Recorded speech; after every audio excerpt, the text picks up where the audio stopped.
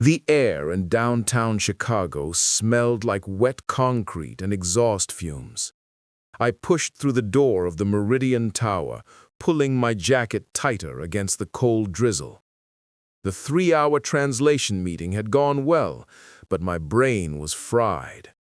I stepped off the curb when the crosswalk blinked white, my mind already on the next contract. Movement caught my peripheral vision. A man in an expensive charcoal suit stepped directly into the intersection, phone pressed to his ear. Completely unaware. A black sedan appeared, and the rear window dropped, revealing a gunman. The sharp pop, pop, pop of silenced rounds split the night. Time fractured. My body moved before my mind did. Move! I lunged, slamming my shoulder into his chest.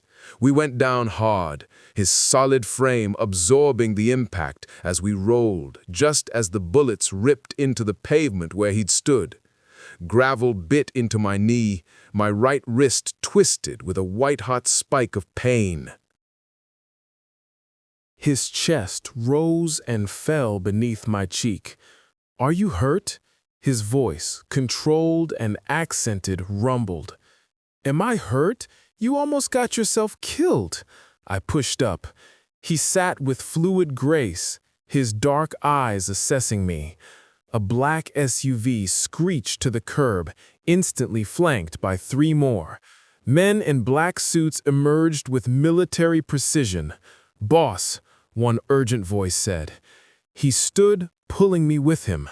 "I'm unharmed, Fredo, thanks to Cynthia." He didn't release my hand. "She needs medical attention." I insist. His eyes bored into mine, and he dropped his voice to a low declaration that chilled me deeper than the rain. "You saved my life. You are my trophy now." I barely processed the words as he steered me toward the open SUV door. Inside, I heard Fredo speaking in rapid Italian. "Find out who arranged that hit. I want names by morning." "Where are we going?" I managed. "Somewhere safe," he answered. Then, "My name is Alfonso." The way Fredo's shoulders tensed at the sound of it told me everything. I'd saved someone powerful, someone dangerous, and now I was in his car, driving into a Chicago night that would never let me go. The compound materialized behind automated gates, a fortress disguised as an estate. High walls topped with security cameras, armed guards positioned at intervals like chess pieces. The SUV convoy pulled through, and Alfonso guided me inside, where a woman in medical scrubs waited by a leather couch. Dr. Rossi was efficient and gentle, cleaning my scraped knee and wrapping my sprained wrist, while Alfonso stood by the floor-to-ceiling windows, phone pressed to his ear, issuing commands in rapid Italian. Cynthia Maria Fernandez, 28 years old, freelance translator specializing in legal and financial documents, no family in Chicago, parents deceased 5 years ago in a car accident, no criminal record, no debts, no romantic entanglements. He turned from the window, his dark eyes assessing me with unsettling intensity. "You're remarkably clean." My stomach tightened. "You investigated me. In what, 2 hours?" "Less than 1. The moment you touched me, my people started running your background." He moved closer, and I caught the scent of expensive cologne mixed with something metallic, gunpowder, maybe. "That gunman had one target tonight, me. This was a professional execution attempt, Cynthia. Someone paid a lot of money to have me killed in that intersection, and now whoever ordered it knows you interfered. They'll want to know who you are, what you witnessed, what you mean to me." "I don't mean anything to you. I'm just a stranger who happened to—" "You are mine now." His voice carried absolute certainty, the declaration of someone who'd never been denied. "My trophy, my prize for surviving, and I protect what belongs to me with everything I have, every resource at my disposal, every weapon in my arsenal." He gestured to his desk, where multiple monitors displayed security footage. "Come here." I approached on unsteady legs. The footage showed the assassination attempt from 3 different angles: the gunman's calculated aim, my desperate lunge, the black sedan speeding away, Alfonso's security team materializing with terrifying efficiency. This wasn't random violence. This was planned, funded, executed by professionals. My family has controlled certain business interests in Chicago for 3 generations. We operate outside traditional law, in spaces where police authority doesn't reach. He paused, letting that sink in. "Now you're connected to me. That makes you valuable. That also makes you a target. Welcome to your new life, Cynthia Fernandez." I didn't sleep that night. How could I, knowing I'd stumbled into a world of assassinations and mafia power? The bedroom was 3 times the size of my studio apartment, absurdly comfortable. But my mind wouldn't stop replaying those silenced gunshots, the feel of Alfonso's body beneath mine as bullets tore into pavement. Morning came with a breakfast tray I hadn't ordered and a summons to Alfonso's office. I found him behind his massive desk, security footage playing on multiple monitors, tactical analysis of the hit attempt from angles I hadn't seen before. "I'm giving you a choice," he said, without preamble, his back to me as he studied the screens. "You can walk out that door right now. I'll have Fredo drive you back to your apartment. You can resume your normal life, your translation work, your comfortable independence. Pretend this never happened." He turned to face me, and something in his expression made my breath catch. "But understand this, Cynthia. Whoever targeted me will have already connected you to me by now. My people aren't the only ones with access to street cameras and facial recognition. They'll wonder if you were a plant, an asset, someone working for a rival family. They might question whether you saw something, heard something, know something that could threaten them. They might decide you're a liability that needs to be eliminated. You might not survive the week." My throat went dry.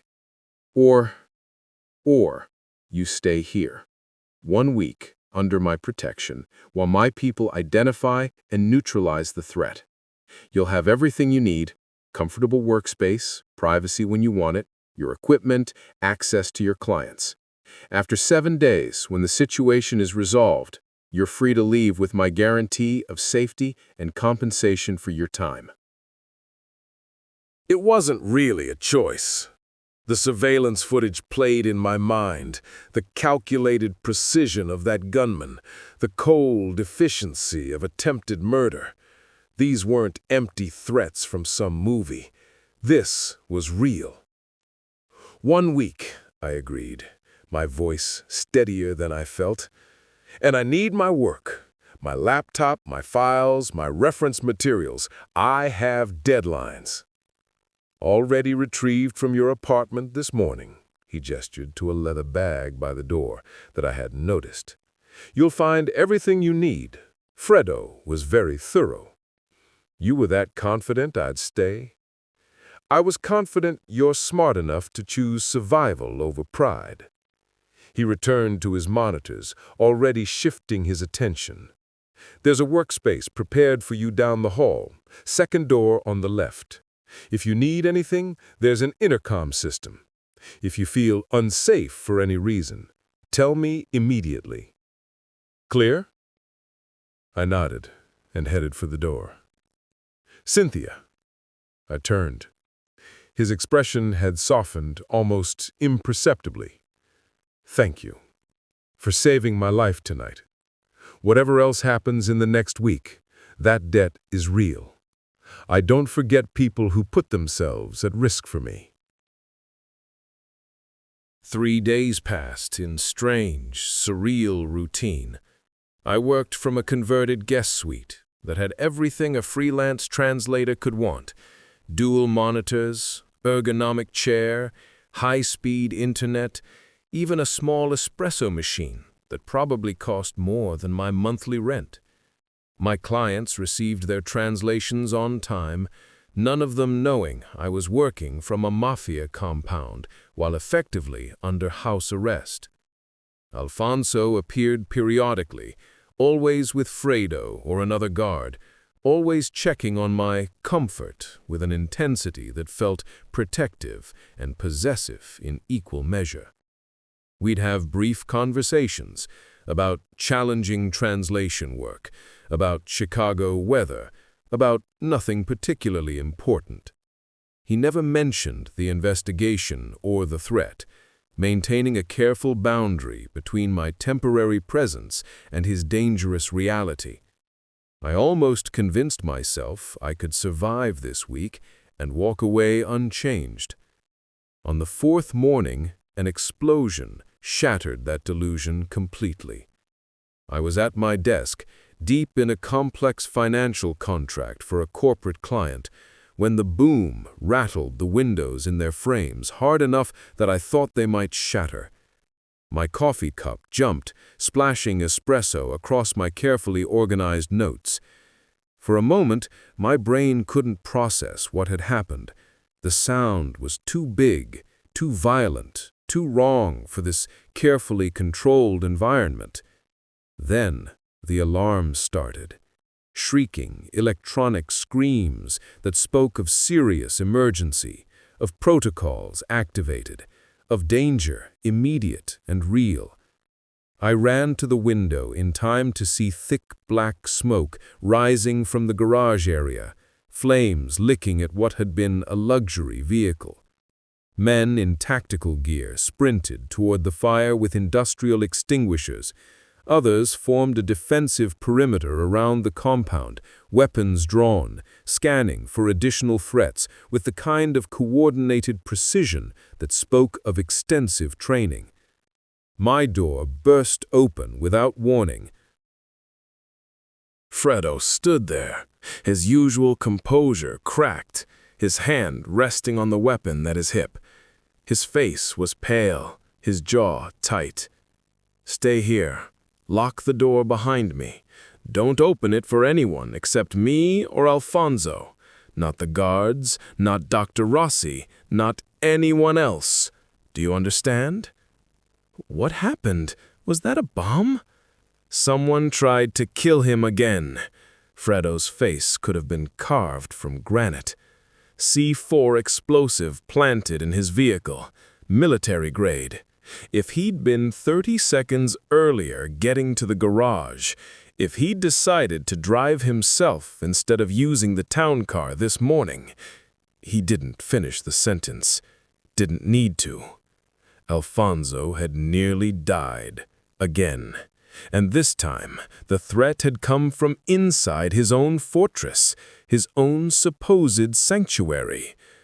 "Lock the door," Fredo repeated, then disappeared down the hallway at a run. The hours that followed crawled by with excruciating slowness. I tried to work and couldn't focus, tried to distract myself with my phone and found no comfort in social media's oblivious normalcy. Outside my window, the compound had transformed into a war zone. Security sweeps with K9 units, men with rifles patrolling the perimeter in tactical formation, helicopters circling overhead. It was nearly evening when Fredo returned. His suit jacket was gone, his shirt sleeves rolled up and streaked with soot, a cut above his left eyebrow that someone had butterfly bandaged. He looked like he'd aged 10 years in a single day.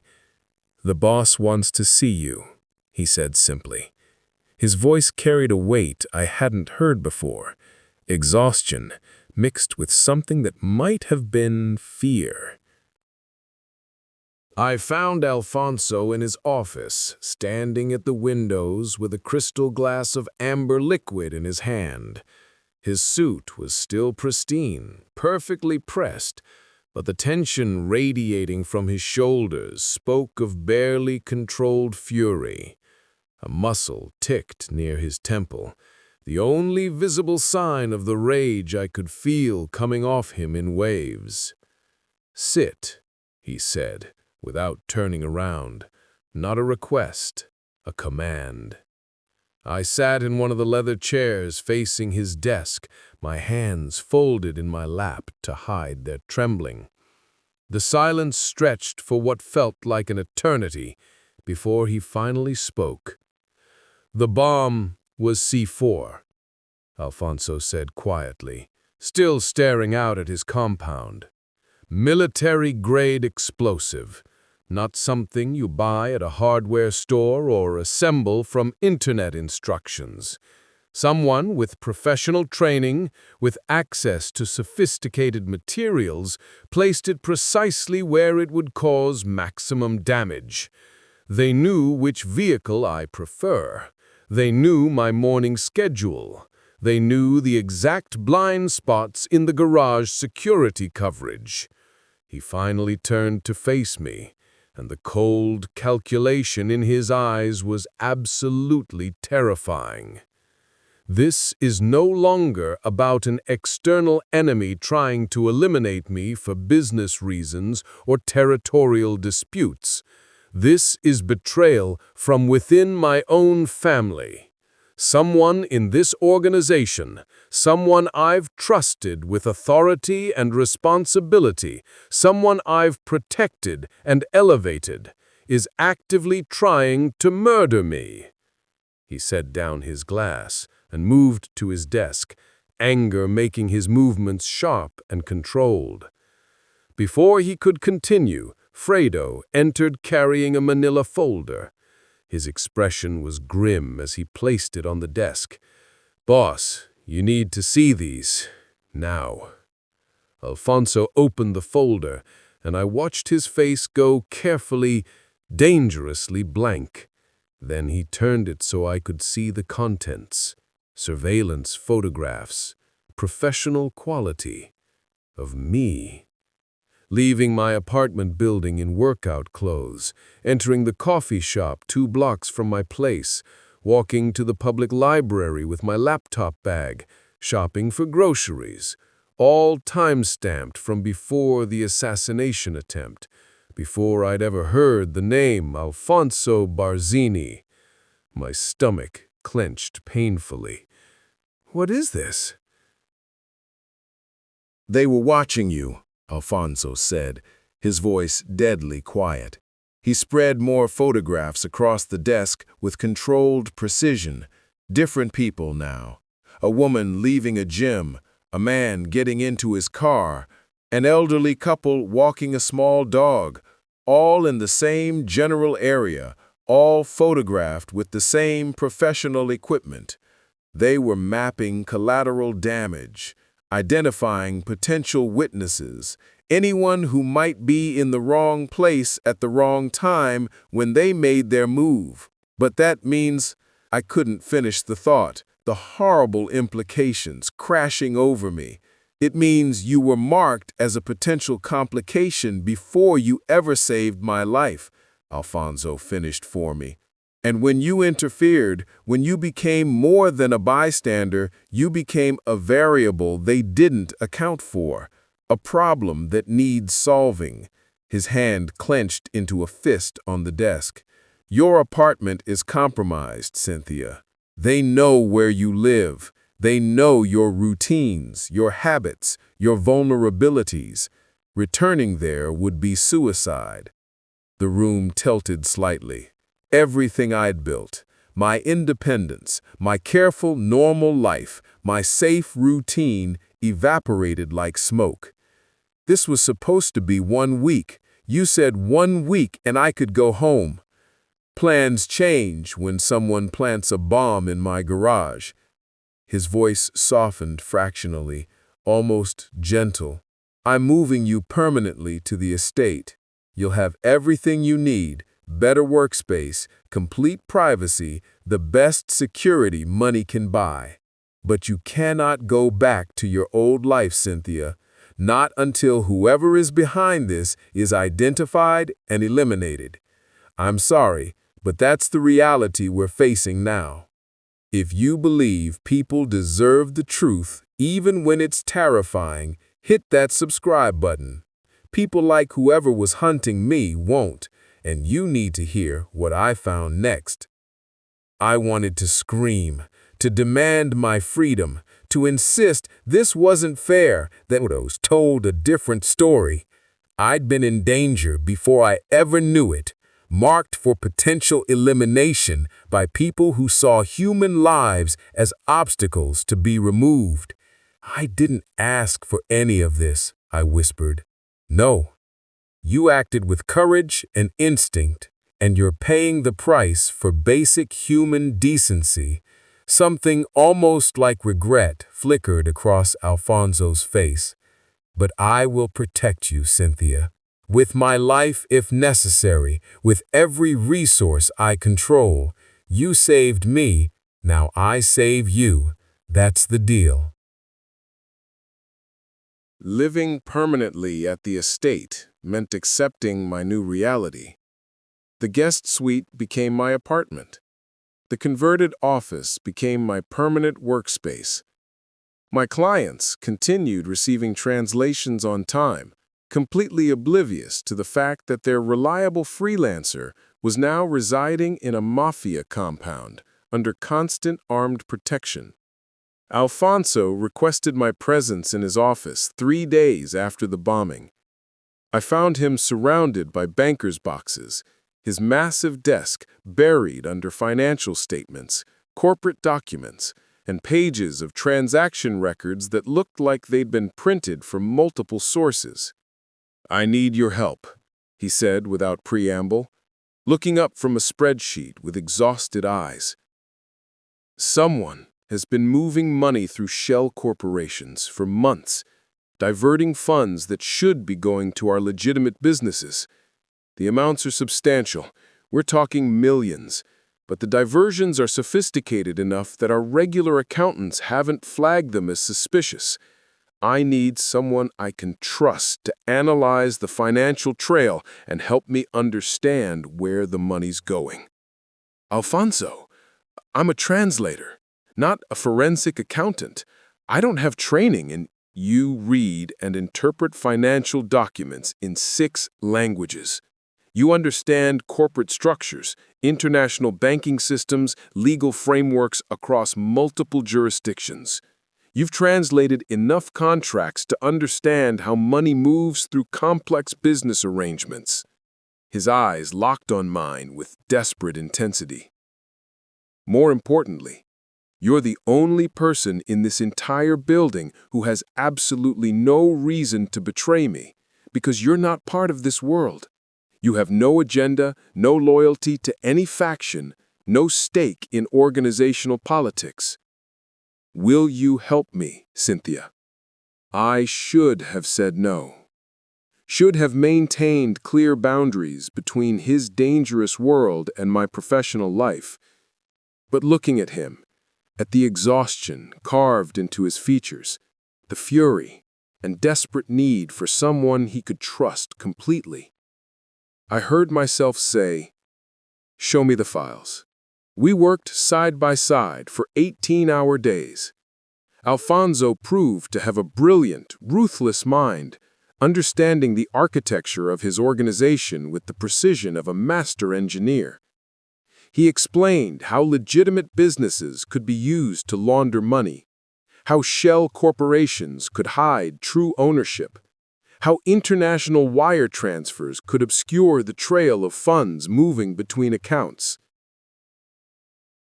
Despite the danger, despite everything, I found myself drawn to his intelligence, his intensity, the way he trusted me with secrets that could destroy him if I ever chose to share them with the authorities.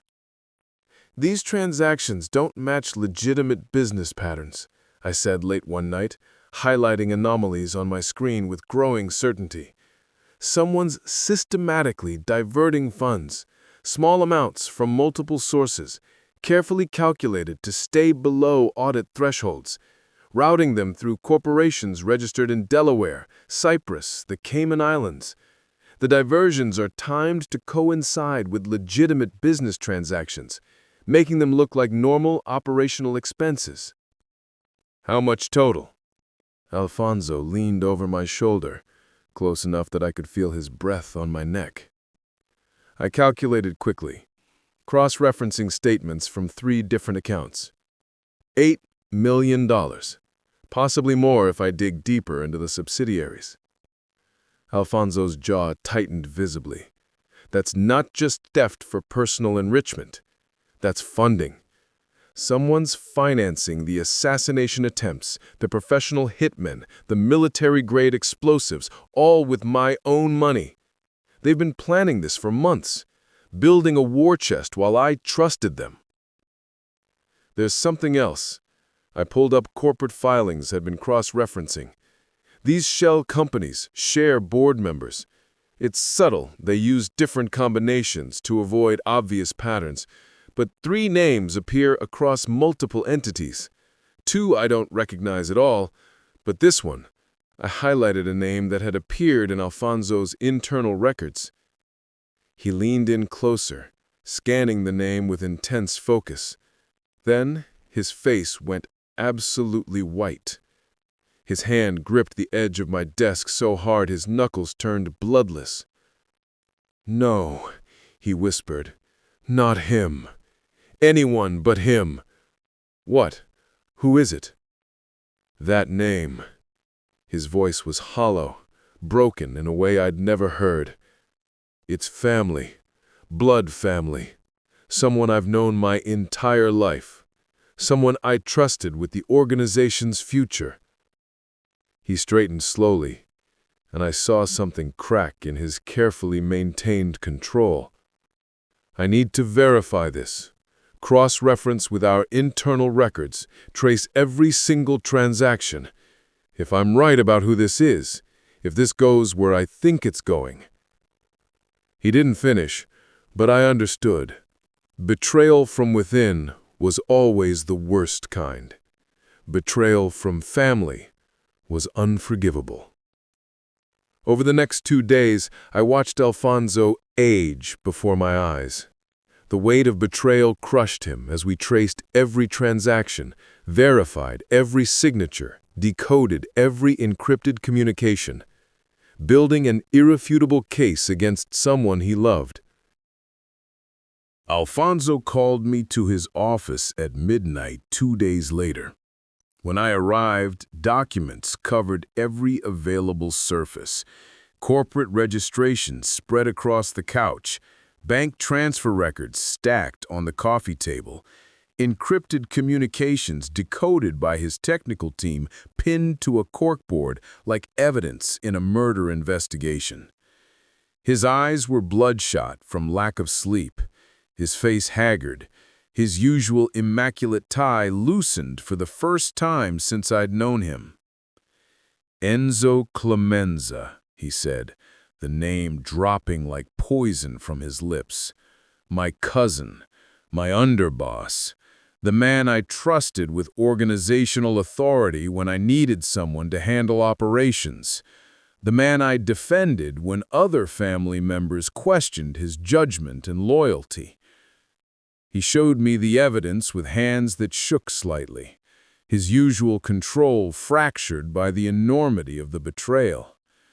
Enzo's signature on corporate documents establishing the shell companies, bank accounts traced back to his personal control through 3 layers of intermediary corporations, encrypted communications between Enzo and unknown associates discussing the succession, removing obstacles, and seizing control when the old guard is eliminated.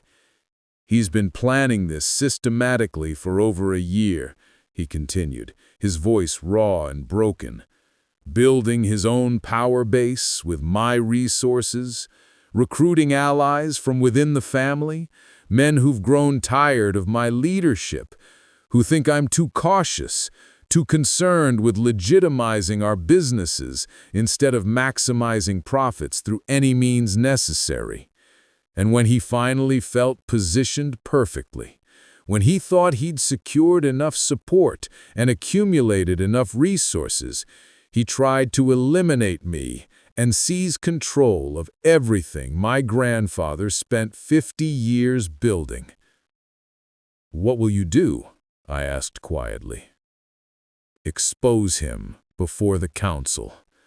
But it has to be done carefully, methodically."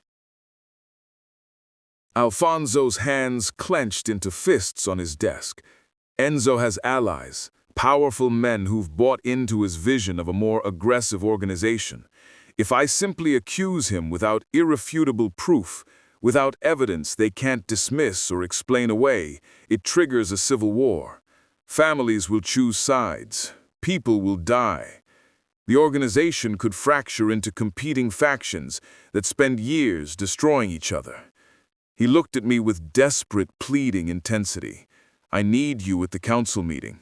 Your analysis, your evidence, your presentation of the financial trail.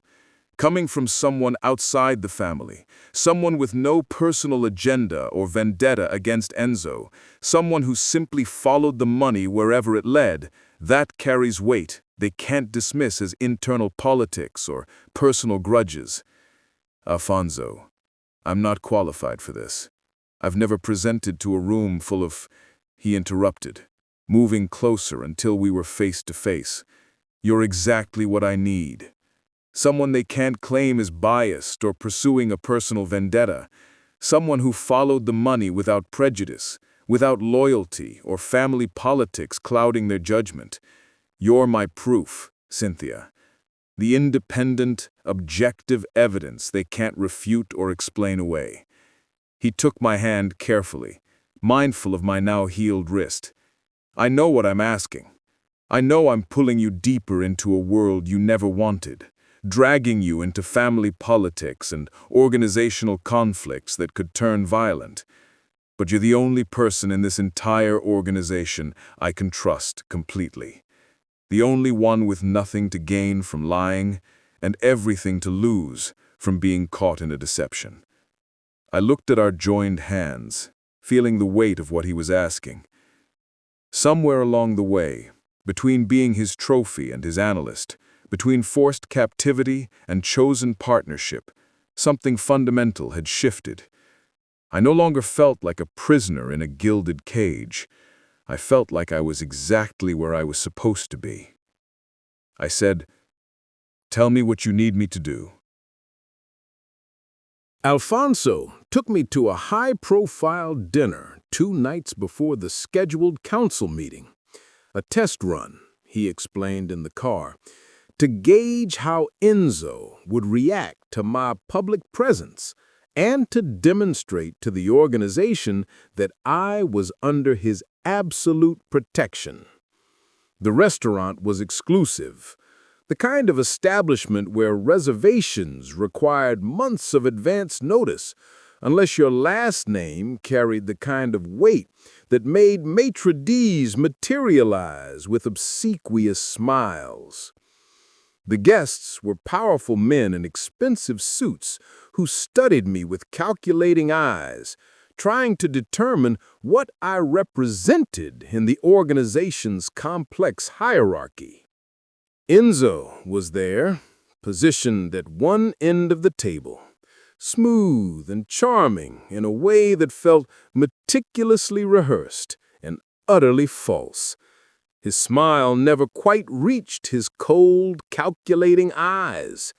He held court with his supporters, telling stories designed to make them laugh, while subtly undermining Alfonso's leadership decisions over the past year, questioning judgment calls, second-guessing strategic choices, planting seeds of doubt about whether the organization was being led with appropriate strength and vision.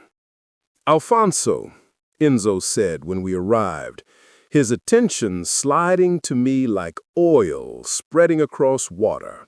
"How unexpected to see you here. And who is your beautiful companion?" "Cynthia Fernandez," Alfonso replied, his hand finding the small of my back with possessive certainty. She's been helping me with complex financial analysis, international transactions, corporate structure optimization, shell company identification. I watched Enzo's smile tighten imperceptibly, a barely visible crack in his practiced charm. His eyes narrowed fractionally, calculating implications. You're trusting sensitive family business to an outsider. That's dangerous, cousin. Reckless, even. She could be a liability. Someone from law enforcement might use her against you, flip her with immunity deals. Or she might use her knowledge against us, sell information to rivals or prosecutors.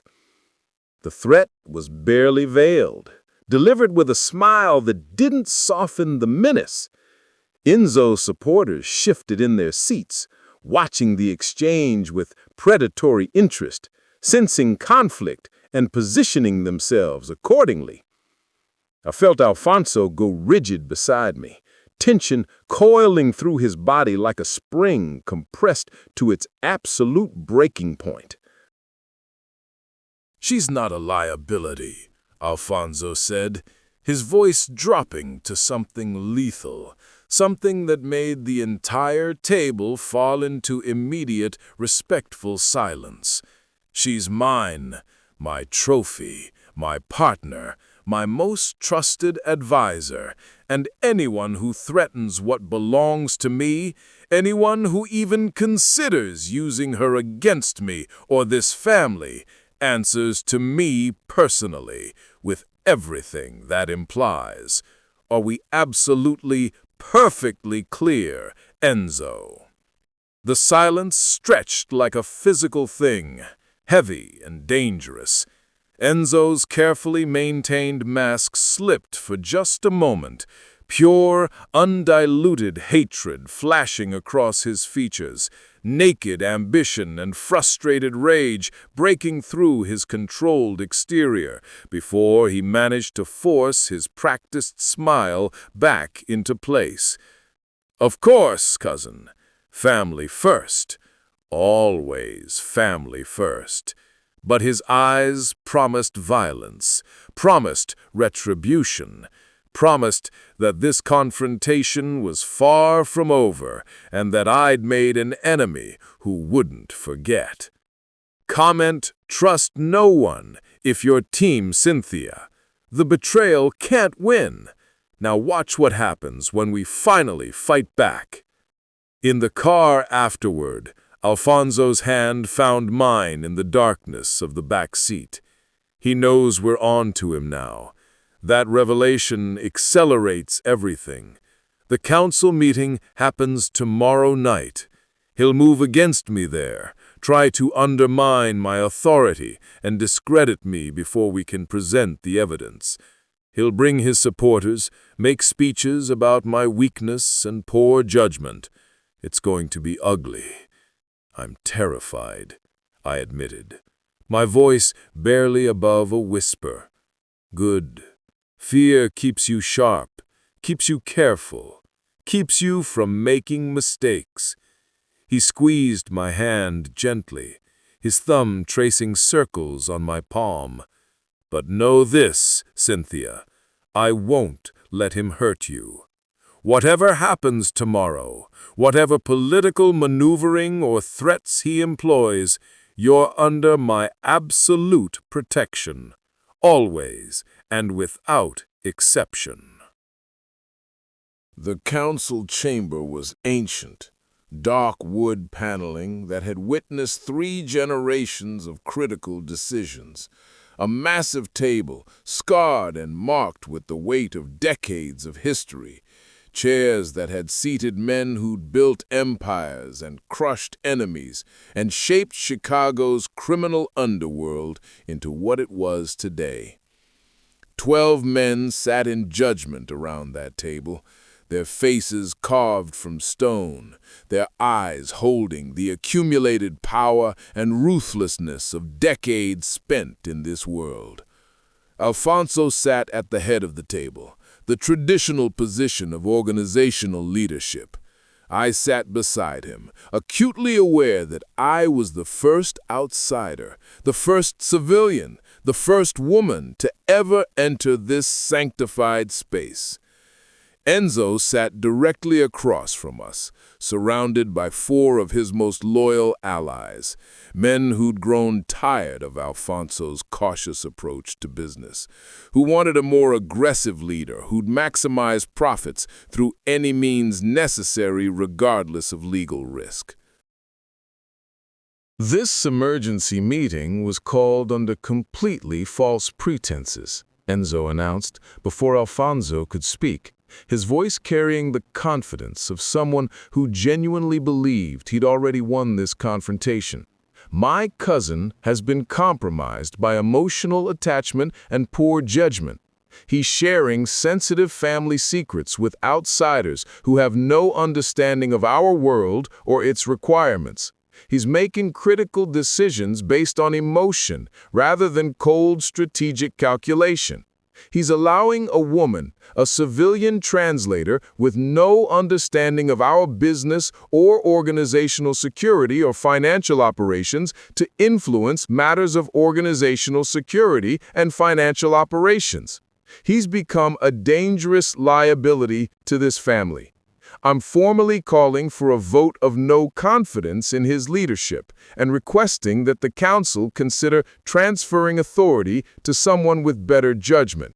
You're calling for a coup, Alfonso corrected, his voice cold as winter steel. And before this council votes on anything, before any of you decide my cousin's accusations have merit, you deserve to know exactly why he wants me removed so desperately that he's attempted twice to murder me and is willing to fracture this family to achieve his ambitions. Enzo's face remained impassive, but I saw his hands tighten on the armrests of his chair, knuckles going white. That's an extraordinarily serious accusation, cousin. Do you have actual proof or just paranoid delusions brought on by stress? Cynthia, Alfonso said simply, gesturing to me. Show them everything. My hands shook as I connected my laptop to the projector. Modern technology meeting decades of Mafia tradition in this ancient room. Every eye focused on me.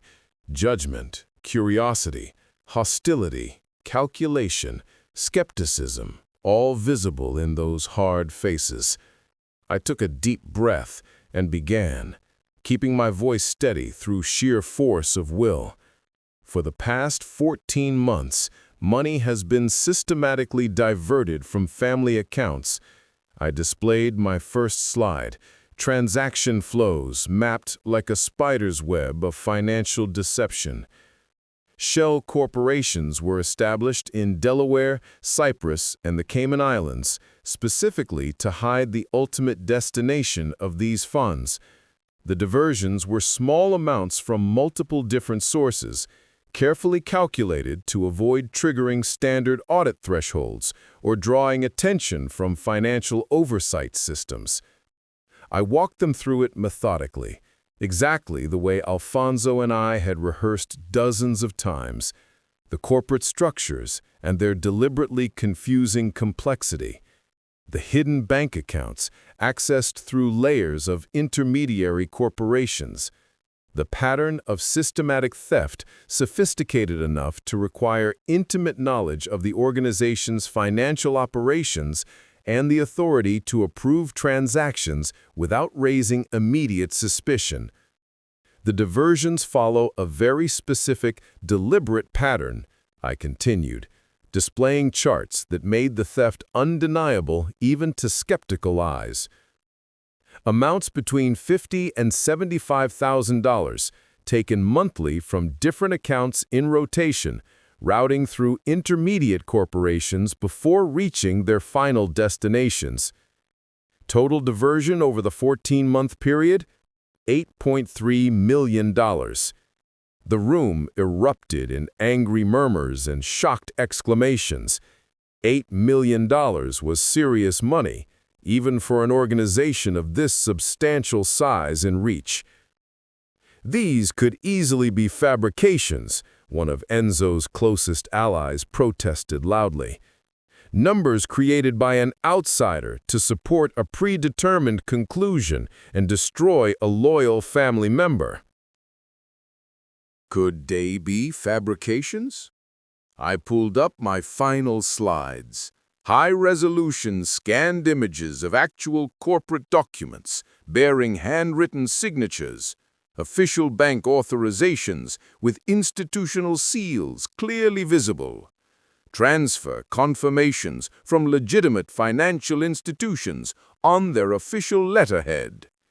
Every single one of these transactions was personally approved by one specific individual. All of these shell corporations share one particular person across their boards of directors. All of these accounts ultimately trace back to one man's direct control through various intermediary entities. I highlighted the signatures on screen, identical across dozens of different documents, unmistakable in their consistency, impossible to deny or explain away. Enzo Clemenza, your underboss, Alfonso's cousin, the man sitting across from me right now. The room absolutely exploded. Men shouted over each other in Italian and English. Enzo lunged to his feet with such force that his heavy chair clattered backward onto the floor. Lies, complete fabrications created by an outsider who has no understanding of our business operations. She's been manipulated and fed carefully constructed false information designed specifically to destroy me because Alfonso fears my growing influence within the organization. Signed documents don't lie, Enzo, Alfonso said, his voice cutting through the chaos like a perfectly sharpened blade. Your signature appears on every single one of these corporate filings. Your personal accounts received and then dispersed every dollar. Your corporations facilitated every fraudulent transaction. Your systematic, calculated betrayal of this family is documented in ways that can't be explained away or dismissed as misunderstanding. He pulled out one final document from the folder sitting before him. And here, the wire transfer that paid the professional gunman who tried to kill me 4 weeks ago. $500,000 transferred from an account under your direct control to a numbered account in Switzerland, which then dispersed the funds to the hired assassin. All traced, verified, and absolutely documented. Enzo's face twisted with uncontrolled fury, his careful mask finally shattered completely. You're willing to trust her word over mine? You chose an outsider, a woman you barely know, over blood? Over family? You stopped being family the moment you tried to murder me, Alfonso said, his voice final, absolute, carrying the weight of irrevocable judgment that silenced every other voice in that room. When you systematically stole from your own blood to fund my assassination, when you planted C4 explosives in my vehicle, hoping to scatter my pieces across the garage floor, when you put every single person in this organization at risk to satisfy your personal ambition and grab for power. You're not family, Enzo. You're a traitor who deserves everything that's coming. Fredo and 2 other absolutely loyal soldiers moved with military precision to flank Enzo, their hands resting meaningfully on their weapons. Enzo's former allies sat frozen in their chairs, clearly realizing their conspiracy had collapsed completely, that the evidence was irrefutable and undeniable, that picking the wrong side in this confrontation now meant sharing his terrible fate. The council will vote, announced Antonio Carbone, the eldest member present, his weathered voice carrying the unquestionable authority of age and decades of respect. All in favor of stripping Enzo Clemenza of his position, his title, his authority, and his standing in this family. Every single hand rose without hesitation. Even Enzo's former allies abandoned him completely in the face of documented betrayal, throwing him to the wolves to save themselves from association with his crimes. Enzo Clemenza, Antonio continued with formal gravity, you are cast out. You are no longer family. You are no longer protected. Take him away. 2 days after Enzo's capture and removal, the compound finally exhaled. The immediate threat had been neutralized. The betrayer was facing family justice, a process I deliberately didn't ask about, and Alfonso didn't volunteer details regarding. The organization was secure, stabilized. The council had unanimously and enthusiastically reaffirmed Alfonso's leadership, with no dissenting voices. I found him in his office at dawn, standing at the floor-to-ceiling windows watching the sun rise over the grounds, painting the morning sky in breathtaking shades of gold and crimson. He looked genuinely peaceful for the first time since I'd known him. The constant tension and vigilance finally released from his shoulders and posture. "It's over," he said, without turning around, somehow knowing I'd entered, despite my quiet approach. The council confirmed my authority yesterday with complete unanimity. Enzo has been dealt with according to family law. The diverted money is being systematically recovered and returned to proper accounts. The families who supported his conspiracy have pledged renewed loyalty backed by substantial guarantees. He finally turned to me, and something vulnerable and uncertain flickered in his normally confident dark eyes. "You're free to go now, Cynthia. Back to your apartment, your clients, your normal life, your comfortable independence.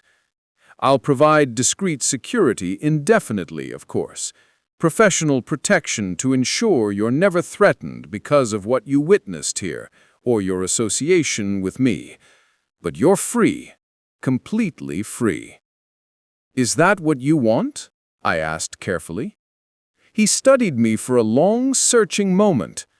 "What I want doesn't matter in this situation. You never chose this world or this life. I forced you into it against your will, claimed you as my trophy, kept you here under what amounted to house arrest, regardless of how comfortable I made your accommodations. The debt I owe you for saving my life can never truly be repaid, but giving you back your freedom and your choices is the absolute least I can do." I crossed to the windows, standing beside him, watching the sunrise paint his carefully maintained compound in beautiful golden light. My old life felt impossibly distant now, small and safe and achingly, boringly normal. But standing here, having helped dismantle a complex conspiracy, having earned the complete trust of a dangerous man who'd initially claimed me as property, I realized something profound that had been growing quietly in my heart for weeks.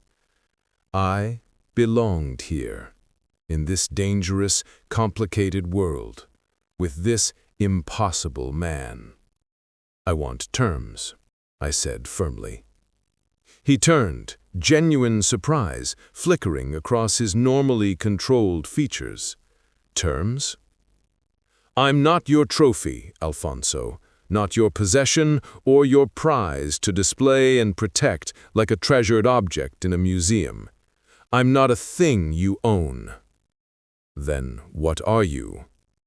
His voice was careful, uncertain in a way I'd never heard from this supremely confident man. Your partner, with genuinely equal voice in decisions affecting me and this organization. Real autonomy within this world you've brought me into, not just the illusion of choice. Respect and consideration, not ownership and control. The freedom to choose my own path while standing beside you as an equal. I met his eyes directly, unflinching. I choose to stay, Alfonso. But I choose it consciously as your equal partner, not as someone who has no other viable option or who's too afraid to leave. I choose it as someone who genuinely wants to be here, building this life with you. He stared at me for what felt like an eternity, emotions warring visibly across his face, surprise, hope, wonder. Something that looked almost like disbelief that I was choosing this. Then, slowly and deliberately, he closed the distance between us, taking my hands carefully and reverently in his. Partners, he said, the single word carrying the solemn weight of an unbreakable vow. Partners, I agreed firmly. "You could have run from me a dozen different times," he said quietly, his thumbs tracing gentle circles on my palms. "I gave you opportunities. I would have let you go if you truly desperately wanted to leave, but you chose to stay every single time. To help me when you could have refused, to stand beside me in front of the council when you could have walked away. Why? Why choose this dangerous life? Because you needed someone you could trust completely and without reservation. Someone untainted by your world's politics and betrayals and family complications. Someone who saw you as Alfonso the man, not just as the boss or the organization's leader." I squeezed his hands. And because somewhere between being my captive trophy and your trusted analyst, I realized with absolute certainty that this is exactly where I belong. With you, in this life, building something real together. His kiss was inevitable, fierce and claiming and possessive, and somehow impossibly tender at the same time, carrying weeks of carefully suppressed emotion and denied attraction. When we finally broke apart, both breathless, he rested his forehead against mine, and his voice dropped to an intimate whisper. "Welcome home, Cynthia Fernandez, my partner, my equal, mine by conscious choice, not by force or circumstance. I love you more than I thought I was capable of loving anyone. I love you too," I whispered back, the truth of it settling deep into my bones. My dangerous, complicated, impossible, wonderful man. If you watched or listened up to this point, comment the country you are watching this from. Represent your country. I had saved a complete stranger from assassination in a Chicago intersection, acting on pure instinct. He'd claimed me as his trophy, his prize for surviving a professional hit, but in the end, I'd chosen this dangerous life entirely for myself. Chosen him consciously, chosen us deliberately, chosen to transform from unwilling captive to equal partner, from claimed trophy to choosing woman. And standing in his arms as the sun rose over our compound, our home, I knew with absolute certainty I'd never regret it. This was my life now, my deliberate choice, my home, my future. And I was exactly where I belonged.